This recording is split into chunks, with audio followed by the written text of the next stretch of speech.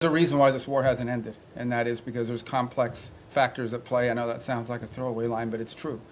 What we have tried to do in this entire process, and let's be clear about this. I mean, the United States is engaged in this. The president says this, and I'll translate what I think he's trying to say to you in all of this, and I think he's been pretty clear about it, is it's not our war. It's a war in another continent. We have equities, we have engagement in this war, but it's not our war per se. But we are been told by everybody, I think everybody would agree, that there's only one nation on earth, there's only one entity on earth that can actually talk to both sides and figure out whether there's a way to end this war peacefully. And that's the United States. And we've invested a lot of time, a lot of energy at the highest levels of our government. I believe, President Trump has had more meetings with foreign leaders and others on the war in Ukraine than on any other subject, including trade.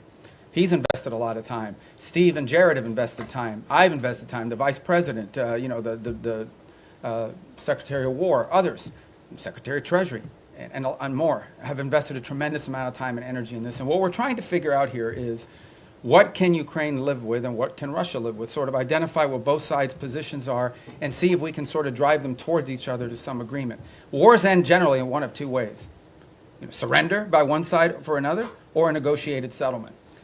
We don't see surrender anytime in the near future by either side, and so only a negotiated settlement gives us the opportunity to end this war. A negotiated settlement requires two things: both sides to get something out of it, and both sides to give something.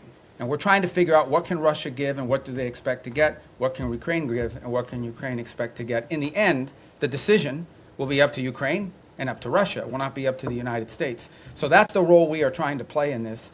And that's why you see so many meetings going on. This is not about imposing a deal on anybody. It is about determining what both sides expect and need to have and what both sides are prepared to give in return for it, and figuring out whether we can have those two overlap. And of course, that takes a lot of time and a lot of hard work.